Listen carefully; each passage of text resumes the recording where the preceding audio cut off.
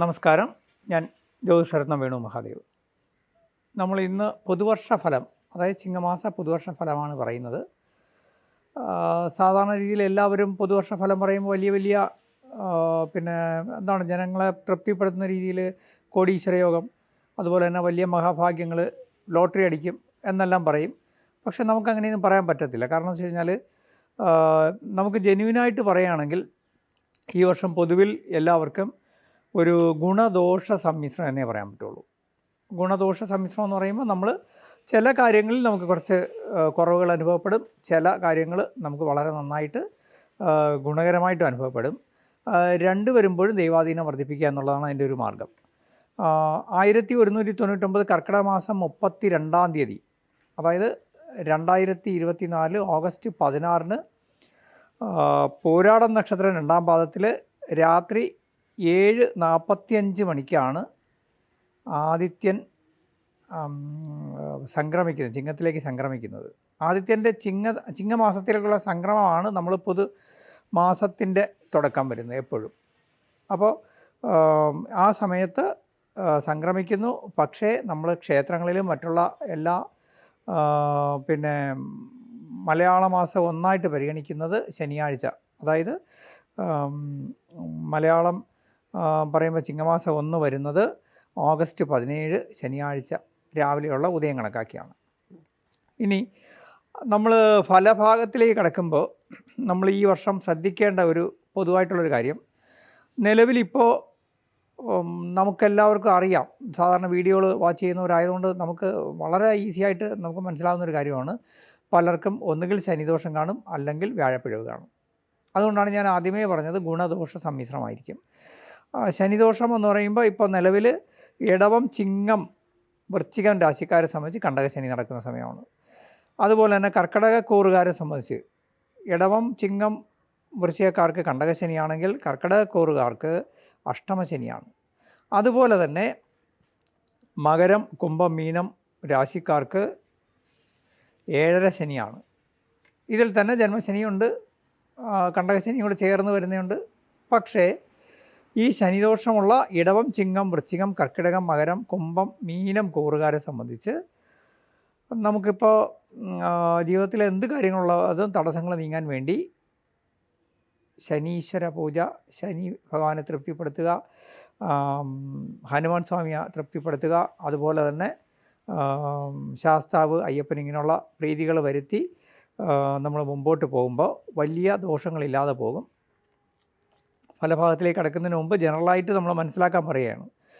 അതേസമയം ഈ വർഷത്തെ പൊതുവിലുള്ള ഫലം അനുസരിച്ച് മേടക്കൂറുകാർ ആണ് ഒരു പരിധിയിൽ കൂടുതൽ ഏറ്റവും ഗുണഫലങ്ങൾ അനുഭവിക്കാൻ കഴിയുന്നവർ, അതായത് അശ്വതി, ഭരണി, കാർത്തികകാല്. ബാക്കിയുള്ള എല്ലാ കൂറുകാരെ സംബന്ധിച്ചും ഒരു വശത്ത് അവർക്ക് എന്തെങ്കിലും രീതിയിൽ ഗുണം വരുമ്പോൾ വേറൊരു വശത്ത് തടസ്സങ്ങളോ അല്ലെങ്കിൽ ധനനഷ്ടമോ വരും. ഇത് പൊതുവായിട്ട് ഈ വർഷത്തെ ഫലമാണ്. ഇത് മനസ്സിൽ വെച്ചുകൊണ്ട് വേണം ഫലത്തെ വിലയിരുത്താൻ. ഇനി മറ്റൊന്ന്, നമ്മൾ ചാരവശാൽ, അതായത് ഇപ്പോൾ നമ്മുടെ പുതുവർഷം ആദിത്യ സംക്രമം ഉണ്ടാവുകയും ഒപ്പം തന്നെ നിലവിൽ നിൽക്കുന്ന ശനിയുടെ പൊസിഷൻ ചാരവശാലുള്ള അത് 2025 മാർച്ചൊക്കെ കഴിയുമ്പോൾ ശനി വീണ്ടും മാറുകയാണ്. അതുവരെ ഈ ഫലം നമ്മളെ കൂടുതൽ ബാധിക്കുള്ളൂ. അത് കഴിയുമ്പോൾ കുറച്ചുകൂടി മാറ്റം വരും. അതുപോലെ തന്നെ വ്യാഴം ഇപ്പോൾ നിൽക്കുന്നത് ഇടവത്തിലാണ്. അപ്പോൾ ആ വ്യാഴത്തിൻ്റെ പൊസിഷൻ അനുസരിച്ച് വ്യാഴത്തിന് 1 വർഷമാണ്. ഇനി ഒരു 8-9 മാസം കൂടി ഉണ്ട് വ്യാഴം മാറാൻ. അപ്പോൾ അത്രയും നാളേക്ക് വ്യാഴം നിൽക്കുന്ന പൊസിഷൻ അനുസരിച്ച് വ്യാഴം പിന്നെ 6, 8, 12 ഭാവങ്ങളിലൊക്കെ നിൽക്കുന്നവർക്ക് ഗുണം ചെയ്യില്ല. ഇനി നമുക്ക് പൊതുവായിട്ടുള്ള ഈ ഫലഭാഗത്തിലേക്ക് കിടക്കാം. നമ്മളിപ്പോൾ ഫലഭാഗത്തിലേക്ക് കിടക്കുമ്പോൾ അവിടെ ശ്രദ്ധിക്കേണ്ട ഒരു കാര്യം, മേടക്കൂറുകാർ ഇപ്പോൾ സ്ഥിരമായിട്ട് ഫലം വാച്ച് ചെയ്യുന്നവരെ സംബന്ധിച്ചറിയാം, മേടം, ഇടവം, മിഥുനം, കർക്കിടകം, ഈ 4 കൂറുകാരുടെ ഒരുമിച്ചാണ് ഞാൻ പറയുന്നത്. അതിൽ മേടക്കൂറുകാരെ സംബന്ധിച്ച് ഇനി വരുന്ന സമയത്ത് ഏറ്റവും കൂടുതൽ ശ്രദ്ധിക്കേണ്ട കാര്യം, മേടക്കൂറെന്ന് പറയുമ്പോൾ അശ്വതി, ഭരണി, കാർത്തികകാല്. അവർക്ക് തൊഴിൽപരമായി ധനം കുറച്ചുകൂടി ഗുണകരമായിട്ട് വന്നു ചേരും. അതായത് അവർ ചെയ്തിരുന്ന തൊഴിൽ പ്രമോഷനോ അല്ലെങ്കിൽ ധനം കൂടുതൽ കിട്ടാനുള്ള അവസ്ഥയോ, അതല്ലെങ്കിൽ അവർക്ക് തൊഴിലിനല്ലാതെ മറ്റു മാർഗങ്ങളിൽ കൂടിയ കലയോ മറ്റുള്ള രാഷ്ട്രീയ പ്രവർത്തനമോ സാമൂഹിക പ്രവർത്തനമോ ഒക്കെ വഴിയൊക്കെ അല്ലെങ്കിൽ എന്തെങ്കിലും എക്സ്ട്രാ ബിസിനസ്സുകൾ വഴിയൊക്കെ ധനം വന്നു ചേരാനുള്ളൊരു യോഗമുണ്ട്. അതുപോലെ തന്നെ ബന്ധുക്കൾ, അകന്നിരുന്ന ബന്ധുക്കൾ അടുത്ത് വരും. അവരിലൂടെ ബന്ധുഗുണം ഉണ്ടാവും. പിന്നെ യാത്രകൾ ചില അവസ്ഥകളിൽ നമുക്ക് ഗുണകരവും ചില അവസ്ഥകളിൽ യാത്രകൾ കൊണ്ട് ക്ലേശവും ഉണ്ടാകും. എന്നാൽ തീർത്ഥാടനത്തിന് പറ്റിയ സമയമാണ്. അതുപോലെ തന്നെ മേടക്കൂറുകാരെ സംബന്ധിച്ച് സ്കിൻ ഡിസീസ് വരാതെ സൂക്ഷിക്കുക. വന്നാൽ അത് നമ്മൾ സീരിയസ് ആവാതെ ഉടനെ ട്രീറ്റ്മെൻറ്റൊക്കെ എടുത്ത് മുമ്പോട്ട് പോകണം. മന്ത്രം, പൂജ, അതുപോലെ തന്നെ നമ്മളെ ഈ എന്താ പറയുക, മാന്ത്രിക ഉപാസനകൾ, മന്ത്രോപാസനകൾ, ദേവതാ പ്രീതികരമായ കർമ്മങ്ങൾ, ഇതൊക്കെ ചെയ്യാൻ പറ്റിയ ഒരു കാലയളവാണ് ഈ വരുന്ന വർഷം. അതുപോലെ തന്നെ സന്താനങ്ങളെ സംബന്ധിച്ച് അവർക്ക് സമയം കുറച്ച് നല്ലതുമാണ്. ഒപ്പം തന്നെ സന്താനങ്ങളില്ലാത്തവർക്കും സന്താനങ്ങൾക്ക് വേണ്ടി ചികിത്സയോ അല്ലെങ്കിൽ വഴിപാടുകളൊക്കെ ചെയ്യുന്നവർക്ക് ഫലപ്രാപ്തിയിലെത്തുന്ന സമയമാണ്. സന്താനങ്ങൾക്ക് ഗുണകരമായ കാലമാണ്. പൊതുവിൽ പുറത്തുനിന്ന് ആദരവും നമുക്ക് ചില ബഹുമതികളൊക്കെ വരും. സാമൂഹ്യമോ അല്ലെങ്കിൽ രാഷ്ട്രീയ പ്രവർത്തകരോ കലാകാരൊക്കെ ആണെങ്കിൽ നിങ്ങൾക്ക് ചില പദവികളോ ആദരവൊക്കെ കിട്ടാം. ഇങ്ങനെയാണ് മേടക്കൂറുകാരെ സംബന്ധിച്ച് വരുന്നത്. അതേസമയം ഇടവക്കൂറുകാരെ സംബന്ധിച്ച് വരുമ്പോൾ കുറച്ചുകൂടി വ്യത്യാസം വരും. ഇടവക്കൂറുകാരെ സംബന്ധിച്ച് വീട് പണി തുടങ്ങാൻ നല്ല സമയമാണ്. അതുപോലെ തന്നെ നമ്മൾ ചെയ്തുകൊണ്ടിരിക്കുന്ന ജോലികളിൽ കുറച്ച് ഗുണം വരികയും അതുപോലെ ജോലി മാറി പുതിയ ജോലിയിലേക്ക് പോകാനും നമുക്ക് ചില എന്താ പറയുക, ലെയ്സൺ വർക്ക് പോലെ, അതായത് ഒരു മീഡിയേറ്റർഷിപ്പിലുള്ള ജോലികളൊക്കെ എടുത്ത് ചെയ്യാനും ഒക്കെ കൊള്ളാവുന്ന സമയമാണ്. അതുപോലെ തന്നെ ഇവർക്ക് ഈ റിയൽ എസ്റ്റേറ്റോ മധ്യസ്ഥതയോ ഈ നമ്മൾ സർവീസുകൾ, അതായത് നമ്മൾ സ്ഥിരം ജോലി അല്ലാതെ സർവീസായിട്ട് ചെയ്യുന്ന ജോലികൾ, അതുപോലെ തന്നെ ചില ചാരിറ്റബിൾ പ്രവർത്തനങ്ങൾ, ഇങ്ങനെയൊക്കെ ചെയ്യുന്നവർക്ക്, സാമൂഹ്യ പ്രവർത്തകർക്കൊക്കെ ധനപരമായിട്ട് ഗുണം വരും. കലാകാരന്മാർക്കും കലയുമായിട്ട് ബന്ധപ്പെട്ട് പ്രവർത്തിക്കുന്നവർക്കും ഗുണം വരുന്ന കാലമാണ്. ഇതൊക്കെ ഉള്ളപ്പോഴും നമ്മൾ ശ്രദ്ധിക്കേണ്ട ഒരു കാര്യം, ഇതിനകത്ത് കേതുവിൻ്റെയും അതുപോലെ തന്നെ ചില അനിഷ്ടകരമായ ചില ചൊവ്വയുടെ സ്ഥിതിയൊക്കെ വരുന്ന സമയങ്ങളിൽ മുറിവ്, ചതവ്, സർജറി ഇതൊന്നും വരാതെ സൂക്ഷിക്കുക. എന്തെങ്കിലും ആരോഗ്യ പ്രശ്നങ്ങൾ ചെറുതായി വന്നാൽ തന്നെ സൂക്ഷിക്കുക. നന്നായിട്ട് ദൈവാധീനം വർദ്ധിപ്പിക്കണം. അതിനുവേണ്ടി ശിവന് നമ്മൾ ധാര നടത്തുന്നത് നല്ലതാണ്. അതുപോലെ തന്നെ നമ്മൾ ബന്ധുക്കളുമായിട്ട് അല്ലെങ്കിൽ ഏറ്റവും അടുത്ത് ഇടപഴകുന്ന സുഹൃത്തുക്കളോ നമ്മൾ ആത്മാർത്ഥമായിട്ട് നമ്മൾ സ്നേഹിക്കുന്നവരൊക്കെ അവരുമായിട്ട് ഒരു വിദ്വേഷം ഉണ്ടാവാൻ അല്ലെങ്കിൽ അകൽച്ച ഉണ്ടാക്കാൻ നമ്മൾ കാരണമാകരുത്. കാരണം ഇങ്ങനെ വരാവുന്ന ഒരു സാഹചര്യമാണ്. നമ്മൾ വാക്കുകൊണ്ടോ പ്രവൃത്തി കൊണ്ടോ അങ്ങനെ വരാം. അതായത് കുറച്ചുകൂടി എളുപ്പം പറഞ്ഞാൽ നമ്മൾ പല കാര്യങ്ങളും നിർബന്ധ ബുദ്ധി ഉപേക്ഷിക്കണമെന്നർത്ഥം. അങ്ങനെ പോയാൽ വലിയ ദോഷം വരത്തില്ല. ഇനി നമ്മൾ മിഥുനക്കൂറിലേക്കാണ് വരുന്നുണ്ടെങ്കിൽ മിഥുനക്കൂറുകാരെ സംബന്ധിച്ച് വളരെ ഒരു ശ്രദ്ധിക്കേണ്ട ഒരു കാലയളവാണ്. എന്തെന്ന് ചോദിച്ചു കഴിഞ്ഞാൽ അവർക്ക് വ്യാഴം 12ലാണ്, ഒപ്പം തന്നെ സർപ്പനും കേതുവും അനിഷ്ടത്തിലാണ്. മാത്രമല്ല ഇവരെ സംബന്ധിച്ച് ഇനി ഒരു 9 മാസം കൂടെ വ്യാഴം 12 നിൽക്കുന്നതുകൊണ്ട് ധനപരമായിട്ടുള്ള എല്ലാ ഇടപാടുകളും ശ്രദ്ധിച്ചേ പറ്റൂ. കാരണം ധനനഷ്ടം വരാനോ അല്ലെങ്കിൽ ധനസ്ഥാപനങ്ങളിലോ ധനം കൈകാര്യം ചെയ്യുന്ന ആൾക്കാരുമൊക്കെ വളരെ ശ്രദ്ധിക്കണം. കാരണം ധനപരമായിട്ട് അവർക്ക് അശ്രദ്ധ കൊണ്ട് ധനനഷ്ടം വരാം. പിന്നെ മറ്റൊന്ന്, ഇതിൽ ദാമ്പത്യ സുഖഹാനി വരാം. അതായത് വീട്ടിലായിരുന്നാലും നമ്മൾ ഇഷ്ടപ്പെടുന്നവരുമായിട്ടൊക്കെ ചില കലഹമോ അല്ലെങ്കിൽ വിദ്വേഷമോ ഒക്കെ വരാൻ സാധ്യതയുണ്ട്. ശ്രദ്ധിച്ച് പോകണം. നമ്മൾ കഴിയുന്നത്ര നമ്മളെ സമയം അത്ര നന്നല്ല, അതുകൊണ്ട് ഞാൻ കലഹത്തിലേക്ക് പോകണ്ടെന്ന് തീരുമാനിക്കണം.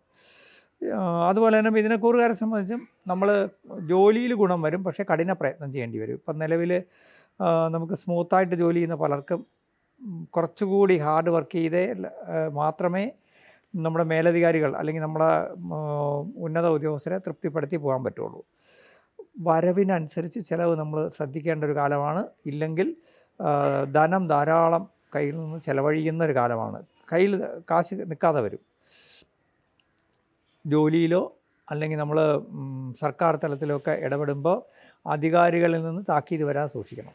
അതായത് അവരിൽ നിന്ന് ഒരു നമുക്ക് ചില കാര്യങ്ങളുള്ള താക്കീതോ അല്ലെങ്കിൽ നമുക്ക് വരേണ്ട പ്രൊമോഷൻ തടയുകയോ അല്ലെങ്കിൽ നമുക്ക് ഇഷ്ടപ്പെട്ട സ്ഥലങ്ങളിലേക്ക് ഒരു മാറ്റമൊക്കെ വരാൻ തടസ്സം വരാം.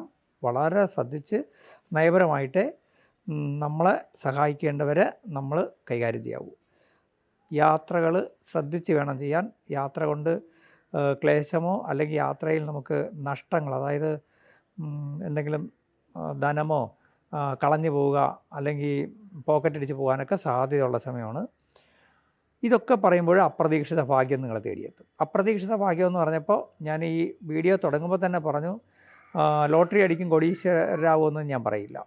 എങ്കിലും യാദൃച്ഛികമായ ഒരു ലോട്ടറിയൊക്കെ എടുത്താൽ ചെറിയ എന്തെങ്കിലും പ്രൈസുകളൊക്കെ കിട്ടാം. അതുപോലെ നമുക്ക് അപ്രതീക്ഷിതമായ ലാഭം എന്ന് പറയുമ്പോൾ നമ്മൾ പ്രതീക്ഷിക്കാത്ത ഭാഗത്തു നിന്ന് ചിലപ്പോൾ നമ്മൾ പണ്ട് കൊടുത്ത് തിരിച്ച് കിട്ടില്ല എന്ന് കരുതി ധനം തിരിച്ച് കിട്ടാം.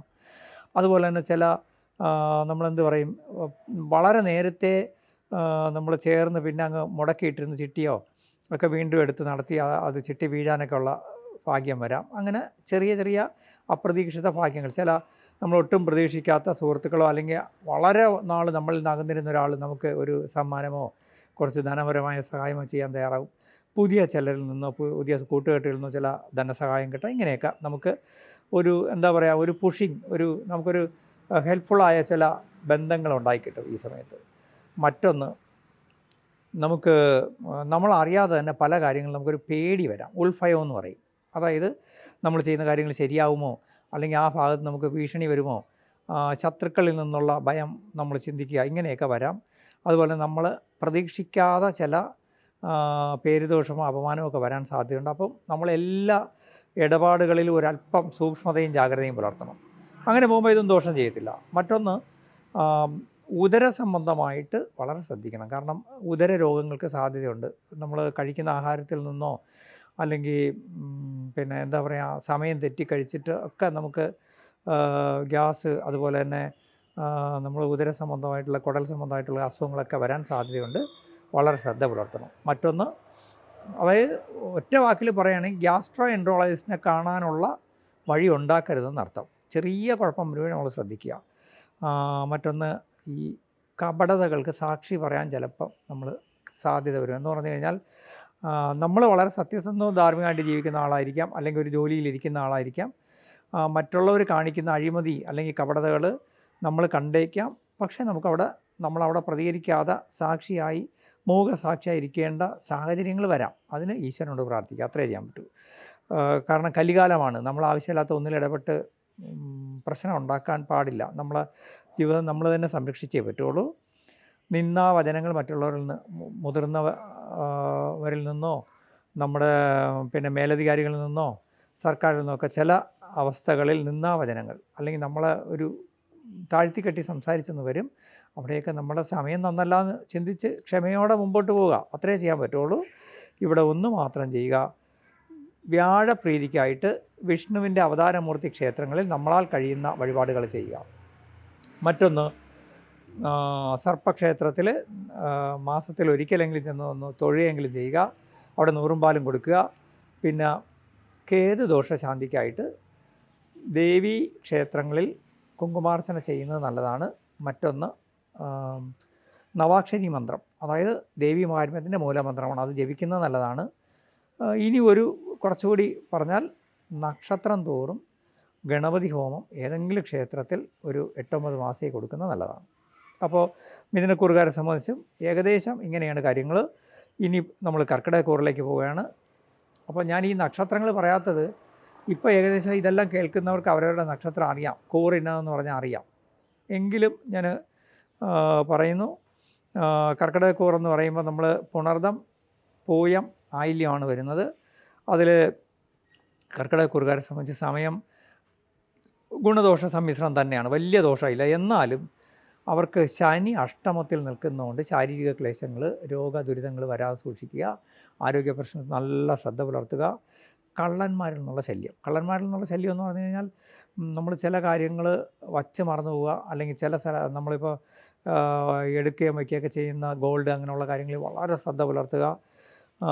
പിന്നെ വണ്ടി ഒരു സ്ഥലത്ത് കൊണ്ടുവച്ചു, അപ്പോൾ അവിടെ നല്ലവണ്ണം ലോക്ക് ചെയ്തിട്ട് പോകാൻ ശ്രദ്ധിക്കുക. ഇങ്ങനെയൊക്കെ നമ്മൾ, അതുപോലെ തന്നെ യാത്രകളിൽ നമ്മളെ ബാഗോ അല്ലെങ്കിൽ മറ്റൊന്നും പോക്കറ്റ് അടിച്ച് പോകാതെയോ അല്ലെങ്കിൽ നമ്മൾ മറന്നു വെച്ച് പോവുകയോ ചെയ്യാതെ സൂക്ഷിക്കേണ്ട ഒരു സമയമാണ്. അതേസമയം നമ്മൾ ചെയ്യുന്ന കർമ്മങ്ങളിൽ, ബിസിനസ്സിലായിരുന്നാലും ജോലിയിലായിരുന്നാലും കുറച്ചുകൂടി ഉയർച്ചയും ഗുണവുമൊക്കെ വരും. ധനപരമായിട്ട് കുറച്ചുകൂടി മെച്ചം വരുന്ന കാലമാണ്. ഇനി സഹോദരങ്ങളായിട്ടുള്ള അല്ലെങ്കിൽ സഹോദര തുല്യരായിട്ടുള്ള അല്ലെങ്കിൽ അതുപോലെ നമ്മൾ സ്നേഹിക്കുന്ന സുഹൃത്തുക്കൾ, ആത്മാർത്ഥ സുഹൃത്തുക്കൾ, ഇവരുമായിട്ട് വഴക്കുണ്ടാക്കാതെ സൂക്ഷിക്കുക. കാരണം അതിന് സാധ്യത വരും ചിലപ്പോൾ. അവിടെ നമ്മൾ വാക്കിലും കുറച്ചൊരു ക്ഷമയും ദേഷ്യത്തെയും നമ്മൾ സ്വയം നിയന്ത്രിച്ചാൽ മതി. മറ്റൊന്ന്, നമ്മൾ ഈ ബുദ്ധിപരമായിട്ടേ ധനം കൈകാര്യം ചെയ്യാവൂ. അതായത് നമുക്ക് ചിലപ്പോൾ ധനം കൈകാര്യം ചെയ്യുന്നിടത്ത് ബുദ്ധിപരമായിട്ടെന്ന് പറഞ്ഞത് ധനം, പ്രത്യേകിച്ചും ധനം ഫിനാൻസുമായിട്ട് ബന്ധപ്പെട്ട സ്ഥാപനങ്ങളിൽ വർക്ക് ചെയ്യുന്നവരും വളരെ ശ്രദ്ധിക്കേണ്ടത്, വളരെ ഉത്തരവാദിത്വത്തോടെ നമ്മൾ ചെയ്യേണ്ട കാര്യങ്ങൾ നമ്മുടെ അസാന്നിധ്യം മറ്റൊരാളിനെ ഏൽപ്പിക്കുകയോ അല്ലെങ്കിൽ പൂർണ്ണ വിശ്വാസത്തോടെ മറ്റൊരാളിനെ ധനപരമായ കാര്യങ്ങൾ ഏർപ്പാട് ചെയ്യരുതെന്നർത്ഥം. പിന്നൊന്ന് പറഞ്ഞാൽ കലയിലും അതുപോലെ തന്നെ നമുക്ക് കലാപരമായി പ്രവർത്തിക്കുന്നവർക്കും ഗുണമാണ്. പിന്നെ നമുക്ക് പൊതുവിൽ വലിയ കലാപരമായിട്ട് ഇതുവരെയും പ്രവർത്തിച്ചിട്ടില്ലെങ്കിലും കലയിൽ നമുക്ക് ഒരു താല്പര്യമൊക്കെ ഉണ്ടെങ്കിൽ ആ വാസന ഉണർത്തിയെടുത്താൽ ഗുണം ചെയ്യുന്നൊരു കാലമാണ്. ത്വക്ക് രോഗം, അതായത് പിന്നെ നമ്മുടെ തൊലിപ്പുറത്തൊക്കെ വരാവുന്ന എന്തെങ്കിലും ചൊറിച്ചിലോ അല്ലെങ്കിൽ അതുപോലുള്ള അലർജി പോലുള്ള അസുഖങ്ങൾ വരാനുള്ള സാധ്യതയുണ്ട്. അതുപോലെ തന്നെ പൈൽസ് ഉള്ളവർ വളരെ സൂക്ഷിക്കണം, അവർക്കും ഈ ചെറിയ അനിഷ്ടങ്ങൾ വരാൻ സാധ്യതയുണ്ട്. ആഹാരത്തിലൊക്കെ ശ്രദ്ധിച്ച് നമ്മളതെല്ലാം ആരോഗ്യ പ്രശ്നം വളരെ ഗൗരവത്തോടെ കൊണ്ടുപോകേണ്ട കാലമാണ്. ഇനി ശ്രദ്ധിക്കേണ്ടത് ശാസ്താവ് ഹനുമാൻ സ്വാമി നിവേദ്യങ്ങൾ നടത്തി പ്രീതിപ്പെടുത്തി മാസത്തിൽ ഒരിക്കലെങ്കിലും പോയി തൊഴുക. കേതു പ്രീതിക്കായിട്ട് ഞാൻ ആദ്യം പറഞ്ഞതുപോലെ തന്നെ നമ്മൾ ചാമുണ്ഡി ക്ഷേത്രത്തിൽ ഗുരുസി പുഷ്പാഞ്ജലി, അതല്ലെന്നുണ്ടെങ്കിൽ ഭദ്രകാളി ക്ഷേത്രത്തിൽ കുങ്കുമാർച്ചന, ഇതൊക്കെ മാസത്തിൽ ഒരിക്കൽ ചെയ്യുക. മറ്റൊന്ന് ഗണപതി ഹോമം മുടക്കണ്ട, നക്ഷത്രം തോറും അത് ചെയ്യുക. ഇത്രയും ചെയ്തു വരികയാണെങ്കിൽ നമുക്ക് ഈ ഒരു വർഷം വലിയ ദോഷങ്ങളില്ലാതെയും എന്നാൽ വരേണ്ട ഗുണങ്ങളും അനുഭവങ്ങളും നമുക്ക് വരികയും ചെയ്യും. ദൈവാധീനം വർദ്ധിപ്പിച്ചാൽ മതി. എല്ലാവർക്കും നമസ്കാരം, നന്നായിരിക്കട്ടെ.